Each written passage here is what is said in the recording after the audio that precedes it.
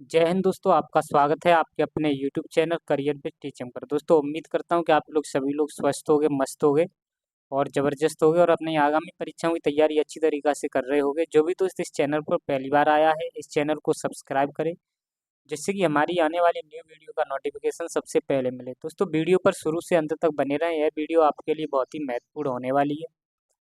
दोस्तों इससे पहले वाले लेक्चर में हमने जो पढ़ा था वो आपके मौद्रिक नीति के बारे में पढ़ा था, उसके बारे में थोड़ा आपको रिवीजन करा देता हूँ। फिर हम दोस्तों क्लासिफिकेशन ऑफ बैंक्स के बारे में पढ़ेंगे थोड़ा। अगर हम दोस्तों मौद्रिक नीति के बारे में हमने क्या क्या पढ़ा था, मौद्रिक नीति के बारे में अगर बात करते हैं, जिससे हम दोस्तों देश के अंदर जो महंगाई बढ़ रही है उसको नियंत्रण किया जाता है।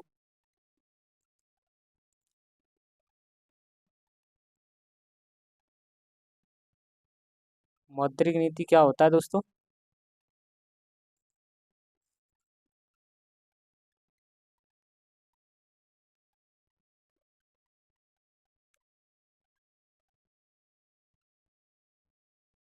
मौद्रिक नीति के बारे में बात अगर करते हैं तो मौद्रिक नीति से हम देश के अंदर जो महंगाई बढ़ रही है उसको कंट्रोल कर सकते हैं। और कंट्रोल करने के लिए हमारे देश की जो सरकार है वो अलग अलग जिसके लिए अलग अलग ब्याज ब्याज दरों को घटाती है, बढ़ाती है, जिससे कि हमारे देश में मूल्य स्थिर रहें और जिससे ना ज़्यादा महंगाई बढ़े और ना ही ज़्यादा आपकी मंदी आए और साथ ही साथ में विकास होता है देश का। तो उसी को हम दोस्तों मौद्रिक नीति कहते हैं। मौद्रिक नीति के द्वारा हम महंगाई को कंट्रोल करते हैं और जिससे यानी दोस्तों मौद्रिक नीति एक ऐसी नीति होती है जिसके द्वारा हम जो सरकार होती है वो देश के अंदर महंगाई को कंट्रोल करती है और यह सरकार दोस्तों ब्याज दरों को घटाती है और बढ़ाती है, जिससे कि आपके देश में मूल्य स्थिर बने रहते हैं और महंगाई ज़्यादा ना हो और ना ही मंदी ज़्यादा हो और विकास भी होता रहे। इसी को हम दोस्तों मौद्रिक मौद्रिक नीति कहते हैं। मौद्रिक नीति के कुछ टूल्स थे, मैंने आपको बता दिया था दोस्तों, जिसमें से पहला दोस्तों बैंक रेट था। बैंक रेट के बारे में बताया था। बैंक रेट क्या होता है दोस्तों? इसमें आरबीआई लॉन्ग टाइम के लिए दोस्तों कॉमर्शियल बैंकों को पैसा उधार देती है, उसी को हम बैंक रेट कहते हैं। और रेप ये दोस्तों लॉन्ग टाइम के लिए होता है। और रेपो रेट के बारे में हम बात करें दोस्तों, यह रेपो रेट ऐसा इंटरेस्ट रेट होता है एक यह रेपो रेट ऐसा इंटरेस्ट रेट होता है दोस्तों जिस पर आरबीआई जो पैसा उधार देती है कॉमर्शियल बैंक को एक छोटे से समय के लिए यानी शॉर्ट टाइम के लिए, उसको हम रेपो रेट कहते हैं। और रिवर्स रेपो रेट क्या होता है दोस्तों? यहाँ पर कॉमर्शियल बैंक जो होती हैं वो रिवर्स रेपो रेट दोस्तों वह इंटरेस्ट रेट होता है जिस पर कॉमर्शियल बैंक आरबीआई को पैसा उधार देती हैं और उसको हम रिवर्स रेपो रेट कहते हैं। और कैश रिजर्व रेशियो दोस्तों, कैश रिजर्व रेशियो में क्या होता है कि यहाँ पर दोस्तों कॉमर्शियल जो बैंक हैं वो आरबीआई को पैसा देती हैं रखने के लिए और फिर आरबीआई इनको इंटरेस्ट देता है, वो आपका कैश रिजर्व रेशियो कहलाता है। और आरबीआई को दोस्तों कैश के रूप में यह पैसा रखने को देती हैं। और फिर उसके बाद एसएलआर बताया था। एसएलआर क्या होता है? यहाँ पर दोस्तों कैश जो कॉमर्शियल बैंक होती हैं वो अपने दोस्तों कुल जमा पैसे में से कुछ पैसे को अपने पास रखते हैं, चाहे दोस्तों वो आपका कैश के रूप में रखें चाहे गोल्ड या सिक्योरिटीज के रूप में इनको रखना पड़ता है, वही आपका एसएलआर कहलाता है। एमएसएफ के बारे में बात करते हैं। एमएसएफ में क्या होता है?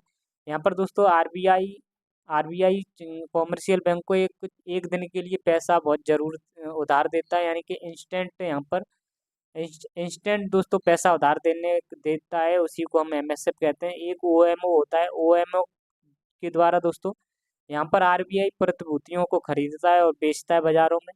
ये सभी टूल्स हैं दोस्तों, इनके द्वारा मौद्रिक नीति यानी कि आपकी महंगाई को नियंत्रण किया जाता है इन सभी टूल्स के द्वारा। अब हम दोस्तों पढ़ने जा रहे हैं classification of banks. Classification banks क्या होता है? क्लासिफिकेशन ऑफ बैंक्स के बारे में अगर हम बात करते हैं तो दोस्तों क्लासिफिकेशन का मतलब होता है वर्गीकरण करना। क्लासिफिकेशन का मतलब होता है दोस्तों वर्गीकरण। ऑफ का मतलब का बैंक्स में बैंक्स यानी बैंकों का जो वर्गीकरण किया जाता है, यानी दोस्तों बैंकों को हम किस किस कैटेगरी में डिवाइड करेंगे, किन किन कैटेगरी में डिवाइड करेंगे। तो दोस्तों बैंकों को दो कैटेगरी में डिवाइड किया जाता है। एक दोस्तों आपका बैंक अनुसूचित बैंकों में डिवाइड किया जाता है। दूसरा आपका गैर अनुसूचित बैंकों में डिवाइड किया जाता है। ये आपका गैर अनुसूचित बैंक है। अनुसूचित बैंकों को हम शेड्यूल्स बैंक कहते हैं, और ये आपका दोस्तों गैर अनुसूचित को हम नॉन शेड्यूल्स बैंक कहते हैं। अब बात करते हैं दोस्तों, ये शेड्यूल्स बैंक, अनुसूचित बैंक क्या होती हैं। अनुसूचित बैंक के बारे में अगर बात करते हैं दोस्तों, यह दोस्तों आरबीआई एक्ट 1934 के दूसरी अनुसूची में जो रजिस्टर्स बैंक होती हैं, रजिस्टर बैंक होती हैं, उनको हम अनुसूचित बैंक कहते हैं। तो वही वही लिखा है दोस्तों, जिनका रजिस्ट्रेशन आरबीआई एक्ट 1934 के दूसरी अनुसूची में हुआ है, उनको हम अनुसूचित बैंक कहते हैं, यानी कि शेड्यूल्स बैंक कहते हैं। ये शेड्यूल्स बैंक दोस्तों आपके आरबीआई एक्ट 1934 के दूसरी अनुसूची में रजिस्ट्रेशन इन बैंकों का है। और दोस्तों ये आरबीआई एक्ट 1934 के शेड्यूल यानी कि अनुसूचित दूसरी में जो बैंक रजिस्टर हैं, इन सभी बैंकों को इन सभी अनुसूचित बैंकों को आरबीआई के नियम हो गए दोस्तों, इन आरबीआई की जो भी बातें हैं, जो भी गाइडलाइंस हैं, इन सभी चीज़ों को दोस्तों इन अनुसूचित बैंकों को मानना पड़ता है। आरबीआई के कानून ये मानती हैं सभी बैंक। आरबीआई के कानून को फॉलो करने वाली बैंकों को दोस्तों हम अनुसूचित बैंक कहते हैं। यह पॉइंट आपको याद रखना है। गैर अनुसूचित बैंक क्या होती हैं दोस्तों, यह गैर अनुसूचित बैंक वो बैंक होती हैं जो कि आरबीआई एक्ट 1934 के दूसरी अनुसूची में रजिस्टर नहीं होती हैं। ये उस तरीके की बैंकों को हम गैर अनुसूचित बैंक कहते हैं। और ये गैर अनुसूचित बैंक जो होती हैं दोस्तों, ये आपकी आरबीआई के नियम कानूनों को नहीं मानती हैं। नियम कानूनों को ये फॉलो नहीं करती हैं, वही उन्हीं को हम गैर अनुसूचित बैंक कहते हैं। यानी दोस्तों ये गैर अनुसूचित बैंक जो होती हैं, ये आरबीआई के नियम कानून को नहीं सुनती हैं। और ये अनुसूचित जो बैंक गैर अनुसूचित बैंक हैं, जिस जगह पर खुलती हैं, वहाँ पर दोस्तों उन स्टेट्स का कंट्रोल इन पर होता है। और बाकी का दोस्तों जो आरबीआई के 1934 यानी आरबीआई एक्ट 1934 के दूसरी अनुसूचित में जो बैंकें शामिल हैं, उनको अनुसूचित बैंक कहते हैं। यह सभी बैंक आरबीआई के नियम कानूनों को मानती हैं। अब दोस्तों अनुसूचित बैंक के बारे में बात करते हैं, तो अनुसूचित बैंक की भी दो कैटेगरी होती हैं। इसकी भी दोस्तों दो कैटेगरी होती हैं। पहली आपकी व्यापारिक बैंक, और आपकी दूसरी आपकी सहकारी बैंक। अनुसूचित बैंकों को भी दो कैटेगरी में बांटा गया है, दो भागों में बांटा गया है। पहली आपकी व्यापारिक बैंक होती हैं, जिन्हें हम कॉमर्शियल बैंक कहते हैं। दूसरी आपकी सहकारी बैंक होती हैं, जिन्हें कोऑपरेटिव बैंक कहते हैं। कॉमर्शियल बैंक के बारे में अगर हम बात करते हैं दोस्तों, आपको इन दोनों में अंतर बताएंगे। कॉमर्शियल बैंक क्या होती है। मैंने आपको बताया था कि बैंकों के कुछ फंक्शन होते हैं। बैंक का जो पहला काम होता है कि बैंक आपको आपका जो जमा होता है आपके पास पैसे जो होते हैं उसको जमा करती हैं। यानी दोस्तों लोगों का पैसा जमा करती हैं ये बैंकें, और ज़रूरत पड़ने पर उनको ऋण यानी कि लोन उपलब्ध कराती हैं। चाहे आपकी पीएनबी हो गई, पंजाब नेशनल बैंक हो जाए, चाहे आईसीआईसीआई बैंक हो जाए, चाहे एसबीआई बैंक हो जाए, ये सभी की सभी कॉमर्शियल बैंक है। ये पब्लिक डीलिंग करती हैं, जैसे कि लोगों को ज़रूरत पड़ने पर लोन प्रोवाइड करती हैं, और उनके उनके पास जो पैसा है उनको जमा करती हैं, और इसके बदले ये उनको इंटरेस्ट यानी कि ब्याज देती हैं, और यहाँ पर दोस्तों इंटरेस्ट लोगों से लेती हैं। तो ये आपकी दोस्तों व्यापारिक बैंकें कहलाती हैं। और नेक्स्ट अगर हम पॉइंट के बारे में बात करें, ये व्यापारिक बैंकें आपके प्रॉफिट की बात करती हैं सिर्फ और सिर्फ। इन्हें सिर्फ प्रॉफिट चाहिए। ये लोन लोन को जनता में ज़्यादा बांटना चाहते हैं, जिनसे इनको इंटरेस्ट ज़्यादा मिले, ब्याज ज़्यादा मिले, और जिससे इनको फ़ायदा हो। और दूसरी दोस्तों अगर बात करें, इसकी एक और कैटेगरी है व्यापार बैंकों की अगर बात करते हैं दोस्तों, ये सभी की सभी बैंकें आपकी प्रॉफिट के लिए काम करती हैं। इनका उद्देश्य सिर्फ रहता है प्रॉफिट यानी कि लाभ कमाना। व्यापारिक बैंकों की भी अलग अलग कैटेगरी होती हैं दोस्तों। पहली एक कैटेगरी है आपकी पब्लिक सेक्टर बैंक, जिसे हम सार्वजनिक बैंक कहते हैं। और यह बैंक दोस्तों, सार्वजनिक बैंक क्या होती हैं, जो सरकार की होती हैं। जो सरकार की होती हैं उनको हम सार्वजनिक बैंक कहते हैं। यानी दोस्तों जो जन्म से ही सरकार की हो।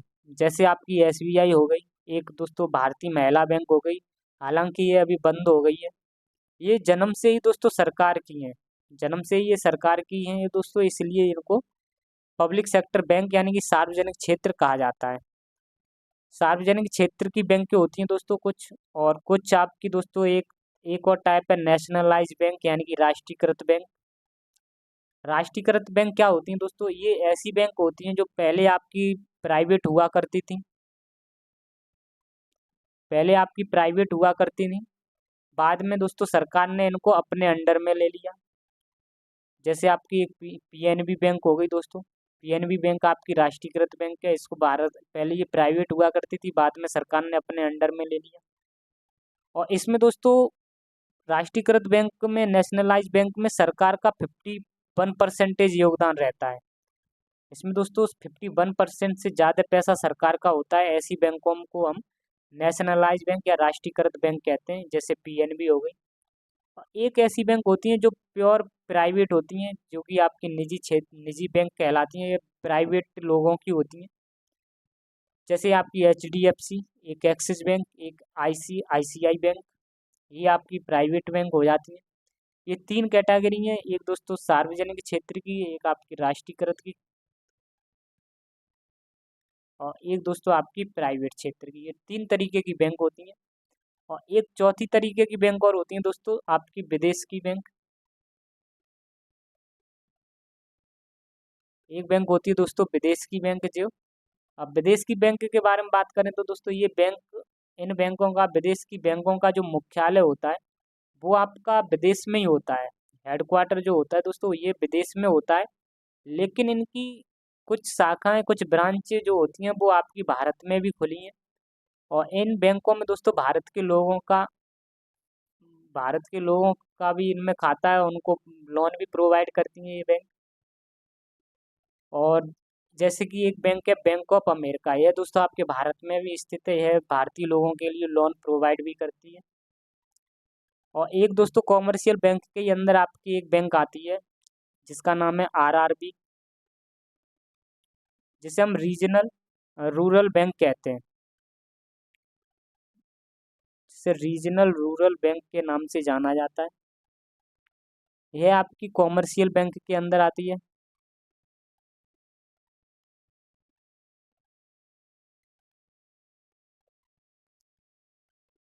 अगर हम दोस्तों कोऑपरेटिव बैंक के बारे में बात करें, अगर सहकारी बैंक के बारे में बात करें, तो इनको ना प्रॉफिट चाहिए और ना ही इनको दोस्तों लॉस चाहिए। ये प्रॉफिट लॉस पे बात ही नहीं करते। और ये सिर्फ और सिर्फ दोस्तों गांव के क्षेत्र के विकास के लिए बात करती हैं। कोऑपरेटिव बैंक दोस्तों गांव के क्षेत्र के विकास के लिए खोली जाती हैं, जिनमें से दोस्तों आपकी अ, राज्य सहकारी भी बैंक होती हैं। और राज्य के स्तर पर दोस्तों राज्य सहकारी आपकी बैंक होती हैं, और आपके जिला के स्तर पर देखते हैं तो जिला सहकारी बैंकों को भी खोला जाता है। और आपके दोस्तों विलेजों के स्तर के लिए आपकी विलेज कोऑपरेटिव बैंक यानी ग्रामीण सहकारी बैंकें खोली जाती हैं। राज्य राज्य के लिए दोस्तों, पूरे राज्य के लिए आपकी राज्य सहकारी, और जिला के स्तर पर आपकी जिला सहकारी, इस तरीके की आपकी बैंकें खोली जाती हैं। और ये बैंकें आपकी दोस्तों गांव के क्षेत्र के विकास के लिए काम करती हैं। एक और होती हैं दोस्तों आपकी स्पेशल बैंक। स्पेशल बैंक के बारे में बात करें दोस्तों, इसको विशेष क्षेत्र के विकास के लिए इनको खोला जाता है, यानी आप कह सकते हो स्पेशल बैंक वह बैंक होती हैं जो कि किसी विशेष क्षेत्र के विकास के लिए बनाई जाती हैं, विशेष क्षेत्र के विकास के लिए बनाई जाती हैं, उन्हीं को हम स्पेशल बैंक्स कहते हैं। जैसे आपकी पहली हो गई नाबार्ड बैंक। नाबार्ड की अगर बात करते हैं तो दोस्तों ये आप इसको दोस्तों सेंट्रल गवर्नमेंट देखती है, नाबार्ड बैंक को। और केंद्रीय सरकार अगर दोस्तों किसानों के लिए कोई योजना लाती है तो नाबार्ड की सहायता इसको लेनी पड़ती है, केंद्र सरकार को नाबार्ड की सहायता लेनी पड़ेगी। अगर दोस्तों कोई भी अगर छोटे उद्योगों के विकास के लिए अगर काम करना है तो वो आपकी सिडबी बैंक से संपर्क करना पड़ता है। इंपोर्ट और एक्सपोर्ट करने के लिए आपकी दोस्तों एग्जिम बैंक आती है काम में। और दोस्तों अगर हम बात करें आवास के लिए, जो रहन सहन के लिए जो घर होते हैं उनके विकास के लिए जो बैंक होती है वो आपकी NHB होती है। इनके बारे में दोस्तों डिटेल में डिस्कशन करेंगे। सबसे पहले अगर हम बात करें दोस्तों RRB के बारे में बात कर लेते हैं। तो RRB की जो फुल फॉर्म होती है, ये हमारी कॉमर्शियल बैंक का regional rural bank. Regional rural bank को हम क्षेत्रीय ग्रामीण बैंक कहते हैं दोस्तों, और यह आपकी कॉमर्शियल बैंक होती है।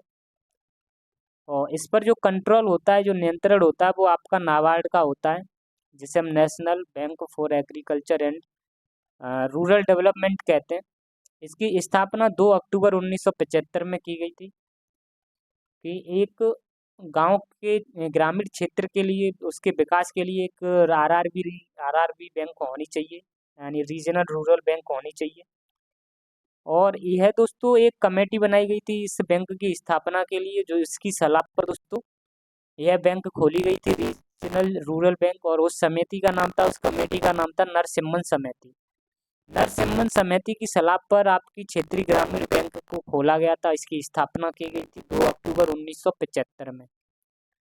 अब दोस्तों आरआरबी की पहली बात करते हैं। आरआरबी की फर्स्ट जो बैंक है, पहली जो बैंक की स्थापना खोली वो पहली जो आरआरबी बैंक थी, और उसका जो जब ये दोस्तों पहली आरआरबी बैंक खोली गई थी तो इसका जो नाम था वो आपका प्राथमा बैंक था। प्राथमा बैंक इसका नाम था आरआरबी बैंक का। और दोस्तों यह आपके यूपी के मुरादाबाद शहर में ये पहली बैंक खोली गई थी। और आपकी दोस्तों वर्तमान में 43 आरआरबी हैं, लेकिन आपकी सिक्किम और गोवा, ये 2 स्टेट ऐसे हैं इनमें आरआरबी नहीं है। और यह आरआरबी बैंक दोस्तों आपके ग्रामीण क्षेत्रों में बैंकिंग सुविधा के लिए खोली गई थी कि गांव में भी एक बैंकिंग सिस्टम होना चाहिए, जिससे कि गांव के लोग अपना रुपए जमा भी कर सकते हैं और दोस्तों ज़रूरत पड़ने पर ऋण भी उनको मिल जाए। तो इसके लिए ग्रामीण क्षेत्रों में इन बैंकों की सुविधा दी गई। और हम दोस्तों आरआरबी की अगर हम ओनरशिप के बारे में बात करें, अगर मालिकाना हक के बारे में बात करें कि आरआरबी को खोलने के लिए कौन कौन से लोग, कौन कौन सी सरकारें कितना रुपया देती हैं। अगर हमें दोस्तों मान के चलो आरआरबी बैंक खोलनी है, तो हमें केंद्र सरकार, मान के चलो दोस्तों केंद्र सरकार का जो हिस्सा रहता है वो 50% तक रहता है। केंद्र सरकार में दोस्तों यहाँ पर आपका 50% हिस्सा देगी आरआरबी बैंक को खोलने के लिए। आरआरबी को खोलने के लिए राज्य सरकार 15% हिस्सा देती है। और इसके लिए जो दोस्तों स्पॉन्सर बैंक होती हैं, इनका जो प्रायोजक जो बैंक करती हैं, प्रायोजक जो बैंक होती हैं वो 35% का हिस्सा देती हैं। मान के चलो दोस्तों, जैसे मैं आपको बता देता हूँ कि हमें आरआरबी बैंक खोलने में 100 रुपये खर्च हो रहा है, यानी हमारा आरआरबी बैंक 100 रुपये में खुल रहा है, तो 50 रुपये आपकी केंद्र सरकार देगी, 15 रुपये आपकी राज्य सरकार देगी, और बाकी का बचा हुआ जो बैंकों को, जो प्रायोजक बैंक है, जो स्पॉन्सर जिन्होंने लिए,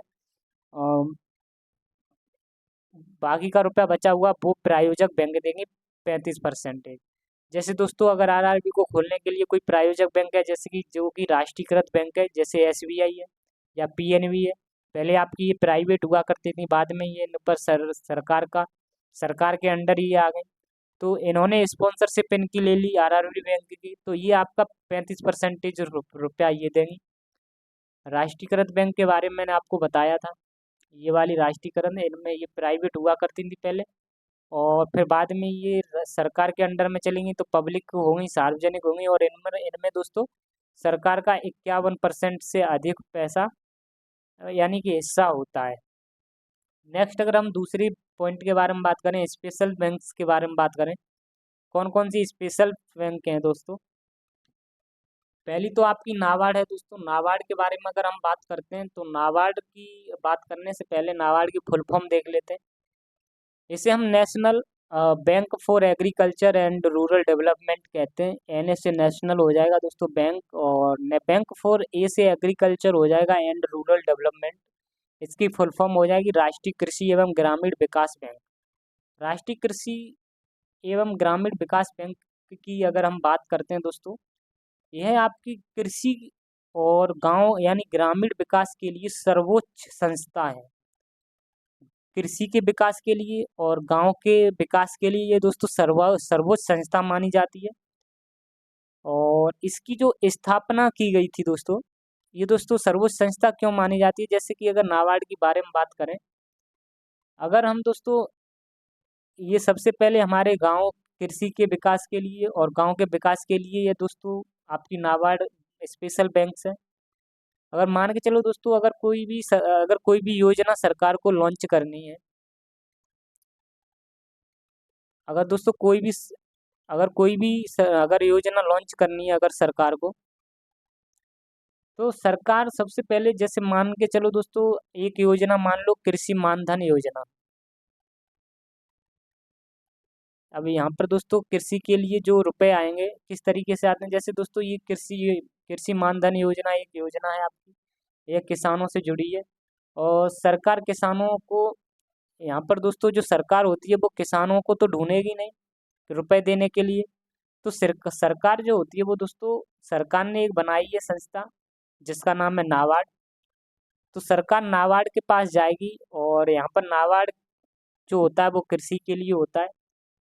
अगर दोस्तों कोई भी योजना अगर लानी है, अगर सरकार कोई योजना लाती है गांव के विकास के लिए या किसान के विकास के लिए, तो ये सरकार जो पैसा है वो आपका नाबार्ड को दे देती है।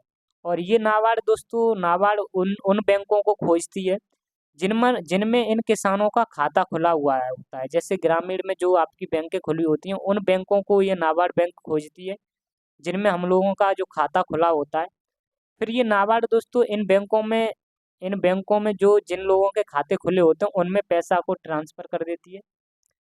तो दोस्तों नाबार्ड जो होती है इन बैंकों को इन बैंकों से कांटेक्ट करती है जिनमें आपके खाते होते हैं। फिर इन खातों में आपका पैसा भेज दिया जाता है, क्योंकि दोस्तों कृषि का होता है, खेतों का होता है, वो पैसा इस तरीके से ही भेजा जाता है। अगर हम दोस्तों बात करते हैं नाबार्ड की, इसकी स्थापना 12 जुलाई 1982 में इसकी स्थापना की गई थी। और एक समिति थी दोस्तों, एक कमेटी थी इसकी स्थापना के लिए। एक कमेटी बनाई गई थी जिसका नाम था शिवरामन समिति। इसकी सलाह पर दोस्तों 12 जुलाई 1982 में नाबार्ड की स्थापना की गई थी। और इसका हेडक्वार्टर जो है वो मुंबई में है। इसके अध्यक्ष जो हैं दोस्तों वो केवी साजी अध्यक्ष हैं। नेक्स्ट है दोस्तों आपका सिडबी। सिडबी की बात करते हैं, इसकी full form small industries development bank of India इसकी फुल फॉर्म है। और इसकी हिंदी में कहते हैं इसको भारतीय लघु उद्योग विकास बैंक। अगर हम दोस्तों इसकी बारे में बात करते हैं, तो इसकी स्थापना आपकी 2 अप्रैल 1990 में इसकी स्थापना हुई सिडबी की। और सिडबी का हेडक्वार्टर लखनऊ में, इसके अध्यक्ष शिव सुब्रमण्यम रमन जी हैं। सिडबी की अगर दोस्तों ये बैंक खोली गई थी, ये यहाँ पर अगर सरकार छोटे उद्योगों को अगर लोन देना चाहती है, अगर सरकार छोटे उद्योगों को लोन देना चाहती है, तो दोस्तों छोटे उद्योगों को खोलने के लिए सरकार जो लोन देगी वो सरकार दोस्तों सरकार जब रुपए जो अगर इन लोगों के छोटे उद्योगों के लिए विकास के लिए अगर लोन देना चाह रही है, अगर दोस्तों जो सरकार रुपए भेजेगी वो सबसे पहले आपकी सिडबी यानी कि आपकी स्पेशल बैंक है सिडबी, यहाँ पर आपका पैसा देगी, सरकार दे देगी जितना भी है कि छोटे उद्योगों के विकास के लिए हम आपको रुपए देते हैं और आप यहाँ से अब लोन दे सकते हो। अब ये सीधा सरकार यहाँ पर रुपया डिपॉजिट कर देगी। अब ये आपका सिडबी उन लोगों को खोजेगी, उन बैंकों को खोजेगी जिन बैंकों में आप लोगों के मतलब दोस्तों यहाँ यहाँ पर सिडबी से आकर आप लोग यहाँ पर लोन ले सकते हो। अगर दोस्तों ये आपका जो सिडबी है ये छोटे उद्योगों को अब लोन लोन बांट देगा। अब ये सिडबी जो है दोस्तों छोटे उद्योगों को खोलने के लिए अब ये आपका लोन बांट देगा। ये सिडबी में दोस्तों सब जो भी सरकार है वो आपके छोटे छोटे उद्योग खोलने के लिए उन लोगों को तो रुपया देगी नहीं, ये सीधा एक ही बैंक में अपना डिपॉजिट कर देगी। अब ये अपना अपना जो भी दोस्तों लोन लेना चाहता है तो वो उनको लोन प्रोवाइड कर देती है। अब नेक्स्ट पॉइंट के बारे में बात करें दोस्तों, एक है आपका NHB जैसे नेशनल हाउसिंग बैंक कहते हैं, जिसकी राष्ट्रीय आवास बैंक कहते हैं।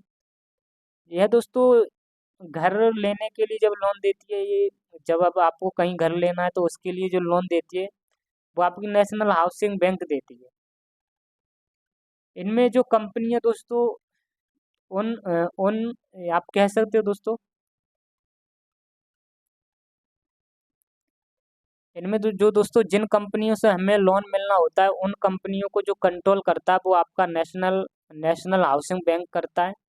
और जिन कंपनियों से हमको लोन मिलना होता है दोस्तों, उन कंपनियों को आपका नेशनल हाउसिंग बैंक इनको कंट्रोल करता है। यहाँ से हमको दोस्तों आपका, आप कह सकते हो यहाँ से हमको आवास के लिए यानी कि हाउस के लिए लोन प्रोवाइड होता है। और इसकी स्थापना 9 जुलाई 1988 में हुई थी। और आवासीय वित्त की शीर्ष संस्था होती है दोस्तों, आवासीय की यह वित्त शीर्ष संस्था है, इसका हेडक्वार्टर दिल्ली में है। इसके अध्यक्ष दोस्तों आपके, इसके वर्तमान में जो अध्यक्ष हैं वो आपके मनोज मुथिल हैं। मनोज मुथिल दोस्तों इसके वर्तमान में अध्यक्ष हैं, मैनेजिंग डायरेक्टर हैं दोस्तों मनोज।